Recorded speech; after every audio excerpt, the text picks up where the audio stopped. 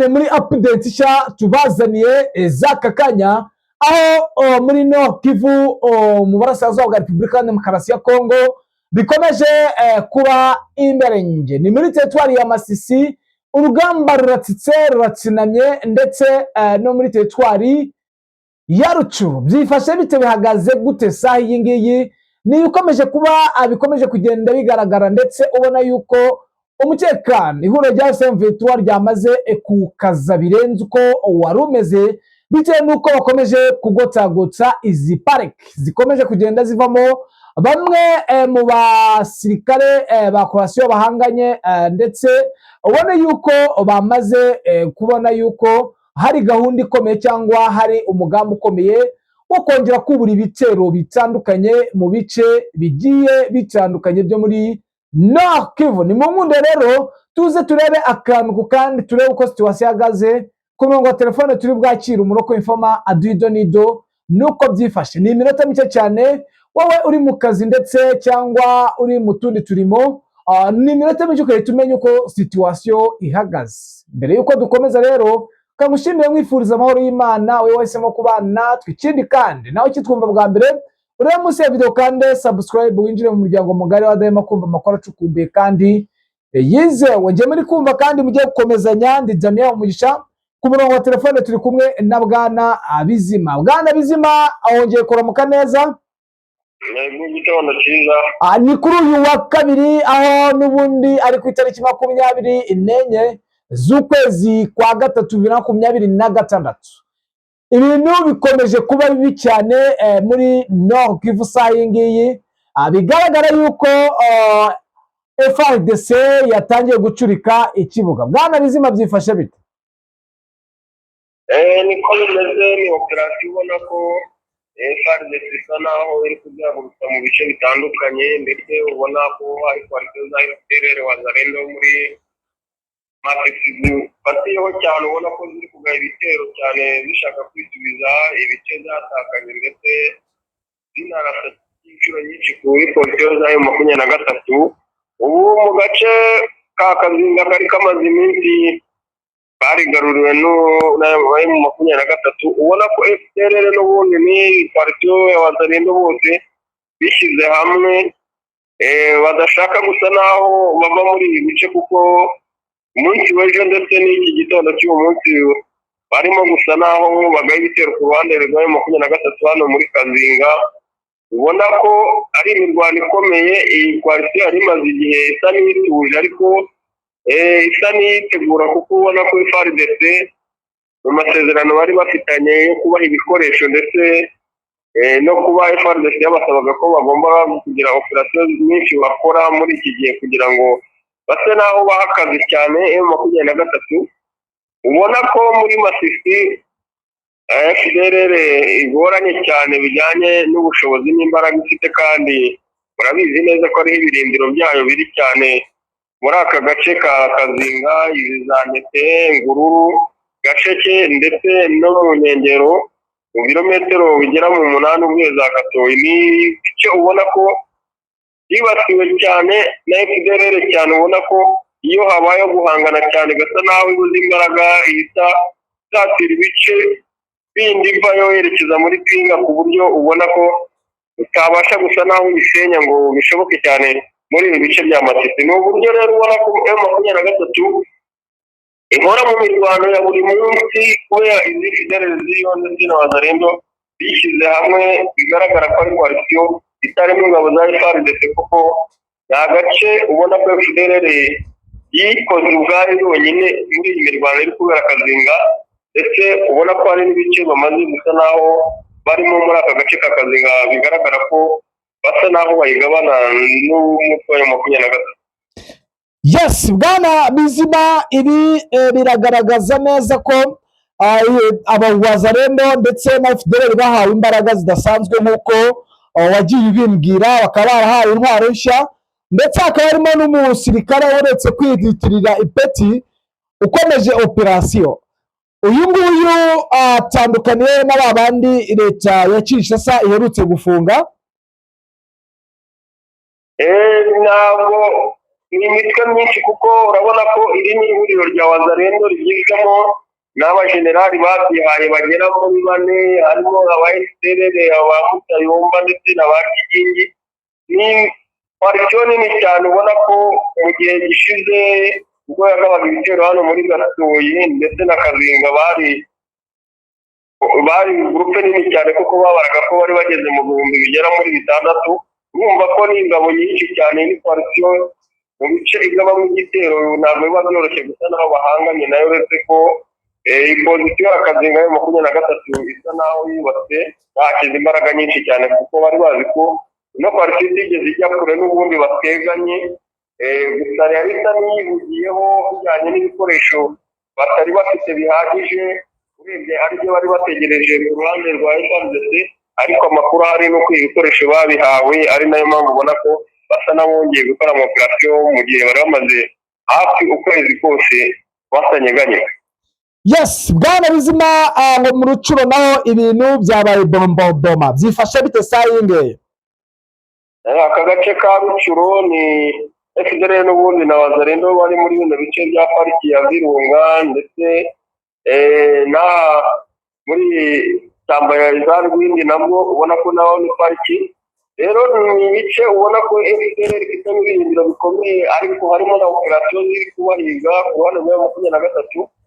Rero mu buryo bwo gushaka imibereho kuko uzi ko hari ibirometero byinshi kugira ngo usohoke aya mashyamba werekeza muri Masisi, niyo mpamvu bifashisha iki gice cya Rucuro cyane kirimo uyu muhanda uhuza za Beni Butembo ndetse na Goma, mu buryo bwo gusahura imodoka cyangwa se ari ibikoresho bakeneye.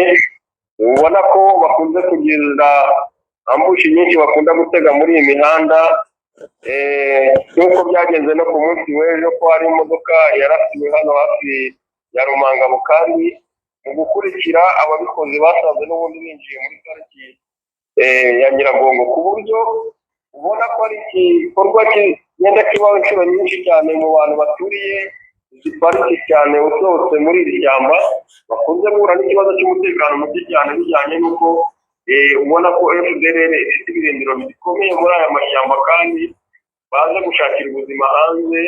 Rero aho bakumiriwe na M23 ndetse ikaba ari bagiye muri operasiyo yo gutaka ibikoresho no guhiga abakorana nayo, yabaye nk'ibatera uburakari. Ubu bari kujya basohoka ubona ko bashaka kwibasira abatavuga rumwe nabo, ndetse ubona ko hari n'ibikorwa remezo by'ibanze bashaka kwangiza bijyanye n'uburakari bafite, ko basa naho bakomatanyirije kugaruka muri izi ngo zituwemo n'abaturage.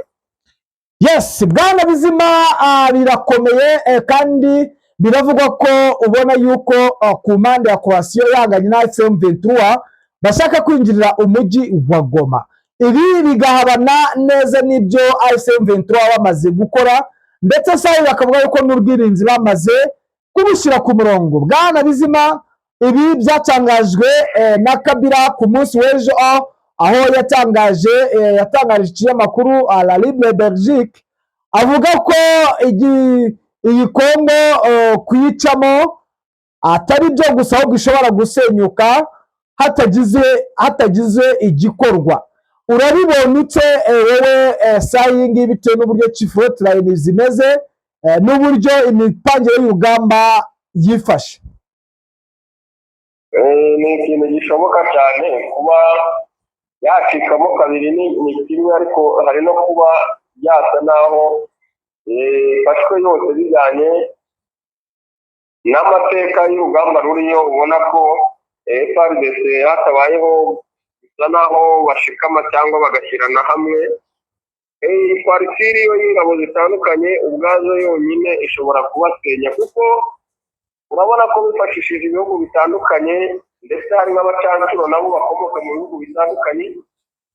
Kandi ubona ko iteka nka guverinoma ibaye nk'iyasabye umusaza muri ibi bihugu, ndetse kandi harimo n'ibyo yishyura, harimo uri kwibere ubona ko bashaka gutonesha kandi bagaragaza ko ibikorwa bye ari byo by'ingenzi kuruta iby'undi. Rero uku guhangana kuri izi koalisiyo ziriyo bizavamo ikibazo gikomeye cyo kuba bagirana haba nk'ubugambanyi cyane ku ruhande rw'iyi mitwe n'ibi bihugu byahuriyeyo, no ku ruhande rwa M23 kuko FARDC harimo ibihugu ndetse hakaba harimo n'abacancuro bamwe bibona ko isa n'iyabishyuriye ubusa cyangwa mu masezerano bagiranye nta kamaro bifite bijyanye n'uko baba bagaragaza ko ibyo bakora nta musaruro bifite. Rero ni ikintu kizabaviramo kuba bahura n'igihombo cyo kuba batakaza igihugu cyangwa bagatakaza igice kimwe nk'uko uyu wari perezida wa repubulika wa FARDC yabitangaje Joseph Kabila. Yes, bwana Bizima, reka tunyarukire muri Sud Kivu turebe uko situation ishusho ntoya uko ihagaze mu Minembwe. Biravugwa yuko drone zikomeje kogoga ikirere ndetse ubona yuko bakorasha gukora icyo bita defense yo kugira ngo bakumire bidasubirwaho ihuriro rya M23 ndetse na NRDP twirwaneho. Ibi biri gukorwa muri teritwari ya Walungu, hari uduce twafashe muri mushinga muri sheferi ya Ngweshe. Ibi rero bikagaragaza ko AFC M23 bakomeje kugenda bafata uduce turi point strategique mu materitwari yose, ku buryo ababivuga ko uduce bafashe muri teritwari isaha ku isaha n'ubundi teritwari yose bayigarura. Bwana Bizima, impamvu atari kubaneka imirwano muri Uvira yaba ari iyo sayinge? Uvira ni umujyi ubona ko harimo ubwenge bwinshi bw'intambara cyane ku mpande zose, ariko by'umwihariko ku ruhande rwa M23 byari byitezwe ko itageza iki gihe itarigarurirwa, ariko ubona ko babigenje gake, ahubwo bafite uburyo bwinshi bwo kuba bashaka gusa naho bafunga amayira yose ndetse inzira zinjira muri uyu mujyi wa Uvira, uretse yenda aya marembo yinjira mu gihugu cy'u Burundi gusa atashoborwa kugerwamo na M23, ariko ubona ko bafite umugambi wo gusa naho bagoroka ibi bice byose byinjira muri uyu mujyi. Ubona ko bashaka ko uyu mujyi ushobora kuzaba nk'ubushize bawinjira batabaye bihangana cyane bikomeye mu buryo bwo kwanga yuko habaho ibihungabanywa cyane ku ruhande rw'u Burundi, ndetse no kuba uyu mujyi wagira ibibazo byo kuba wasenyuka, kandi ubona ko atari ikintu M23 ikunze gukora kenshi, uretse imirwano yabayeho mu mujyi wa Goma abonye ko na Bukavu isa naho yikuyemo. Rero naho uburyo ubona bagenda gake, kandi ubona ko kandi y'imirwano bayiteguye ku buryo buhagije, ndetse ukaba unabona FARDC nayo ifite ubwoba bwo kuba yatangiza imirwano, kuko bazi ko bayitangije mu buryo M23 yabahaye gato kuko kubarasabo nta kindi kizakorwa ari kwadivasinga, kandi uzi ko bari mu birometero bike cyane uyu mujyi bahita bawigarura. Rero habayeho kuba hari ikintu M23 ishaka mu buryo bwayo bwite no kuba yakwigarura umujyi hatabayeho ihangana rikomeye cyane ryo kuba ryakwangiza ibikorwa remezo ndetse n'abantu, ariko FARDC ukabona nayo yaratinye gutangiza urugamba kuko izi ko ishobora guhura n'umwaka wo kwikura n'aho yari iri. Yes, bwana Bizima, rero reka tugushimire, tukwifurize kugubwa neza. Update zo nakagaruka ukomeze turebere uko situation ihagaze. Murakoze cyane namwe bakunzi ba Kigali Real News, reka tubashimire tubifuriza amahoro y'Imana ndetse no kugubwa neza mu byo mukora byose. Ciao, Imana ikomeze ibane namwe.